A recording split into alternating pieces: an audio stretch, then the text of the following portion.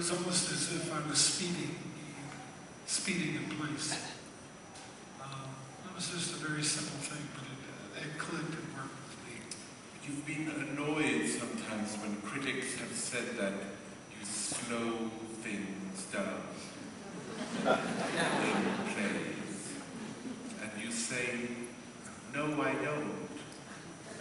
This is how it happens in nature. Well, and you know, I want to just say something quickly.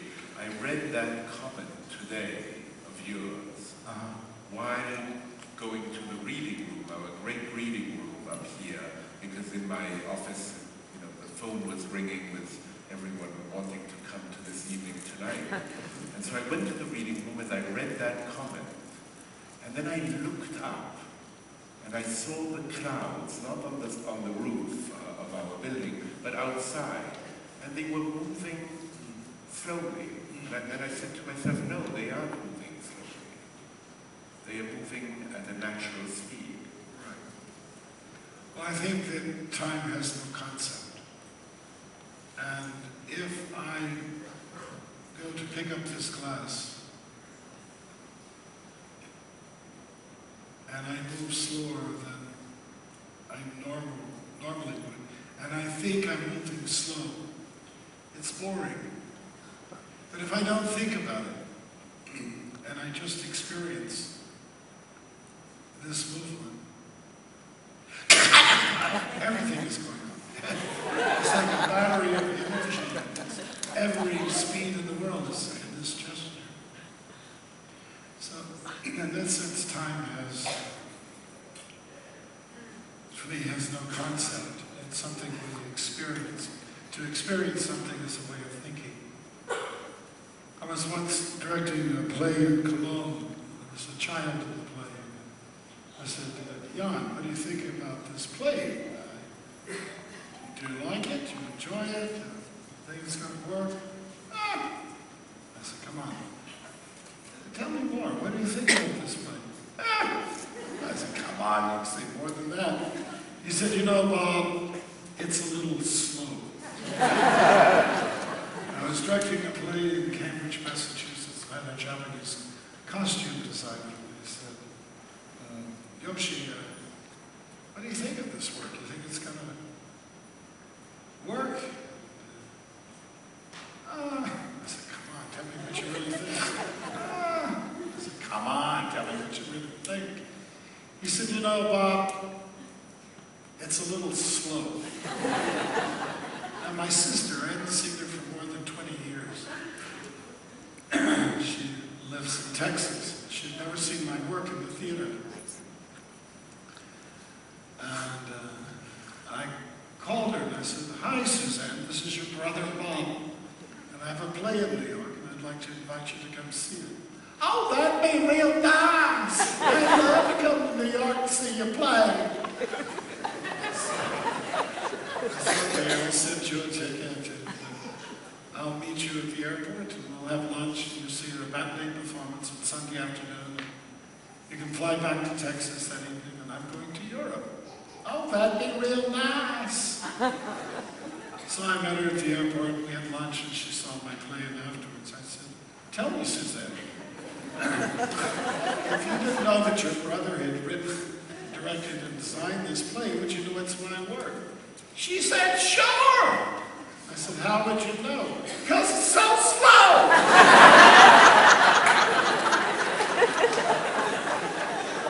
So are they right?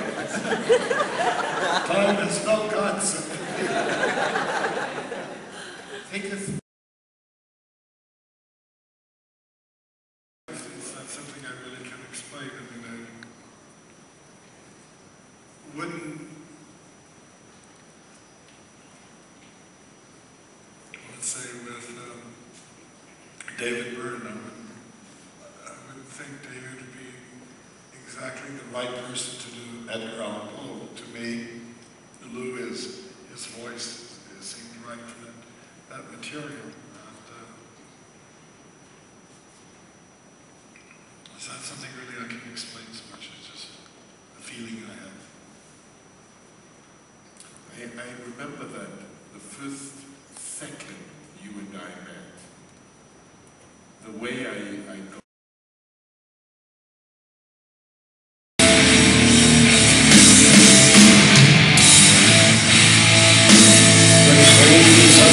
As a challenge that I must conquer. There is no time for guilt or second guessing based on feelings. I am the truth, the beauty that causes you to cross your sacred boundaries.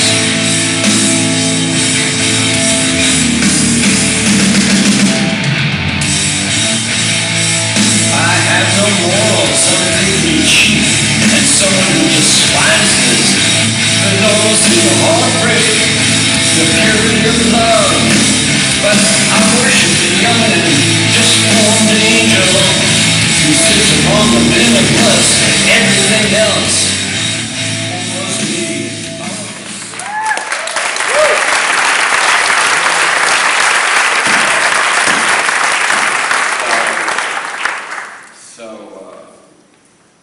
That's not the version Bob's doing. Bob is with the Berlin Ensemble Theater, and they're not going to do that. She knew the setting, she knew the time. I made the structure, Phil took the structure, and he wrote music. So he wrote music for the first scene. It was in 3 sections, 3 parts. And Lucinda then made the choreography. But I did the kind of bones, or skeleton, the structure for the work. And is this what you try to instigate, to provoke? Back to my roots, and a little bit like what I had at the loft on Spring Street in the 60s and 70s, where someone like Daniel Stern, a man who's head of the Department of Psychology, a scientist, could come together, could work with a child who had no education, could work with very different disciplines, different people from different economic, political, social backgrounds. I love how you discovered the space itself. Yeah. It was a defunct electrical plant. It was a plant for a scientist who did studies in telecommunications. But this kind of meeting of people coming together and working couldn't happen at the Paris Summer. It wouldn't happen at Lincoln Center. It wouldn't happen at Yale University and Harvard or at the Berliner Ensemble, the Piccolo Teatro in Milano. And so I went back to my roots and established a center that is a space where people can come together for an exchange of ideas with very different backgrounds. Being 70 years old now, I want to return to the earth what I've been given, having been blessed, and I see it as a way to help and support emerging young artists.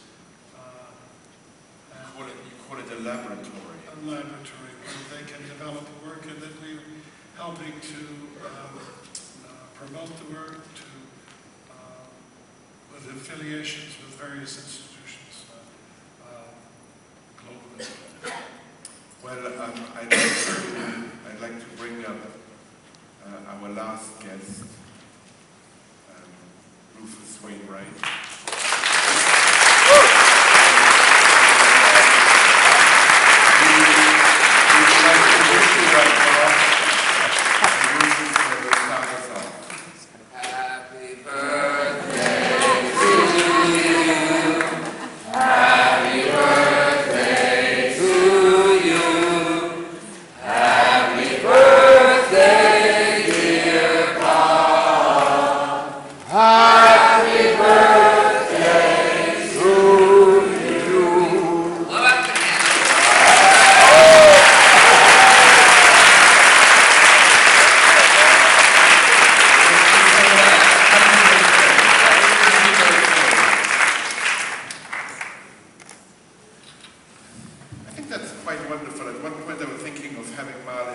Monroe sing have Rufus Wainwright here. My goodness. There's a few reasons.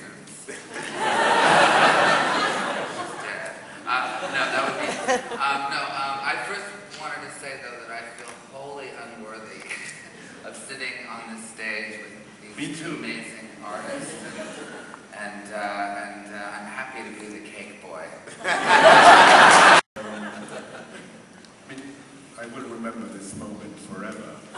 I will also remember, you noticed we didn't have a candle, because you can't Have a candle in the larder. You're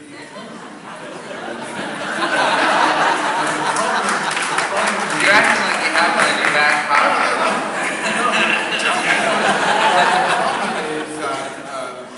Someone who works for me asks for permission, and that's the end of it. I always say, I never ask for permission. And, yes, I first. I'm just kidding. Whatever, that's silly. Anyways, so what was amazing is that I had been commissioned by the Metropolitan Opera to write an opera, and I thought, before I do this, maybe I should do something else, one other thing, before I kind of tackle this big work. And so I kind of put my feelers out, was wondering what was happening, and then next thing you know, the Berlin Ensemble, where Bob has done a lot of work, which is an amazing theater where the Three-Penny Opera was premiered, and where Brecht worked for years, they wanted to do the Shakespeare sonnets with Robert Wilson, and I thought, I'll just toss that off before I do the opera, because I had never done a theatrical piece. I mean, I was a big fan of Bob's and Shakespeare's, and I thought, well, I'll just do this and then I'll go to the opera, silly me.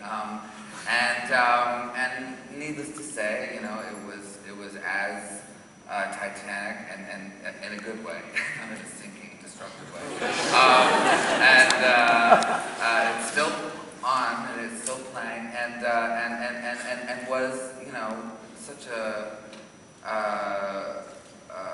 worthwhile, but also as difficult, as challenging, as riveting as the opera was right afterwards. So it was kind of like two big hitters, one after another. And what I wanted to say all night, and which has most impressed me with Bob and working with him, and especially with that project, is that my mother at the time, the great Hebe Garrigle, was very, very ill. She later died, but she did get to see the piece, and which is fantastic. But she was very ill. I was in Berlin. She was in Canada in the hospital, and it was a really, really hard period in my life, probably the hardest. And we were working on this piece, and maybe it was partially due to the abstract nature of the idea of just taking a bunch of Shakespeare sonnets and constructing something with no set story or philosophy or anything, and just going through that. And what I experienced, which was so incredible, and I really only saw this later on after my mother passed away, and I went to see the production a year later, and was dumbstruck by it, is that everything that was going on in my life at that point was in the play, and it had nothing, and that is, I think, what impressed me most about him, is that he's not limited to, let's say, the text, or the music has to go here, or this actor is happening here. Is that everything on the planet that was happening at that point was in the work. I could see it, and it was, and all of these kind of little elements that at the time I was like, why the hell do you want to do that? I don't get it, I don't understand it, but then I was, let the director do what he wants to do. Is that, he was filtering the universe at that time, I felt. And do you think it has something to do with... We would just, I hadn't written any music beforehand, I just kind of showed up, and then we'd work and workshop stuff, and then I'd go up to my freezing little Berlin apartment and write these songs. But this is one I wrote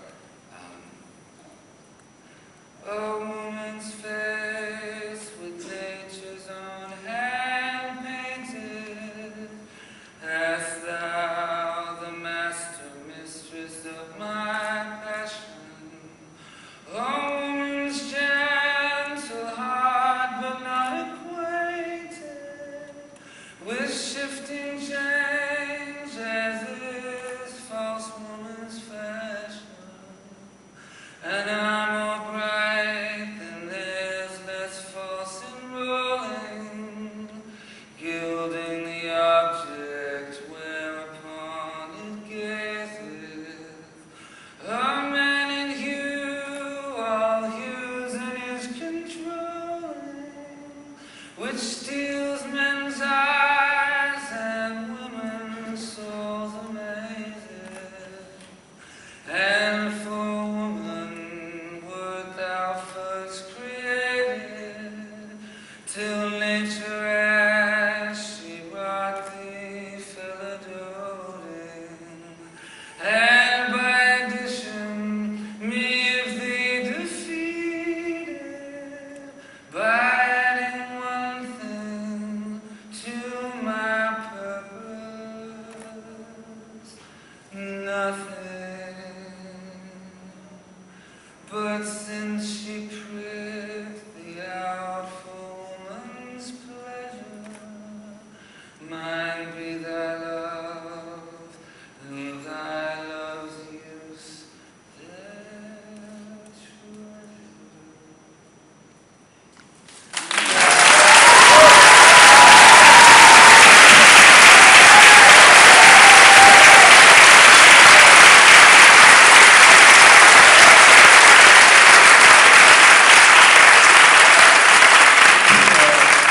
A typical case where I love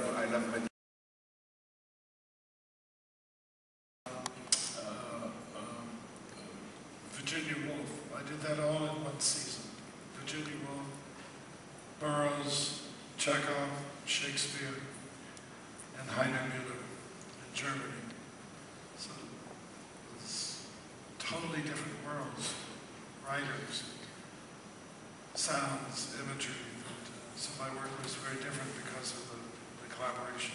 What is it that you still want to do that you haven't done? Well, I would like now to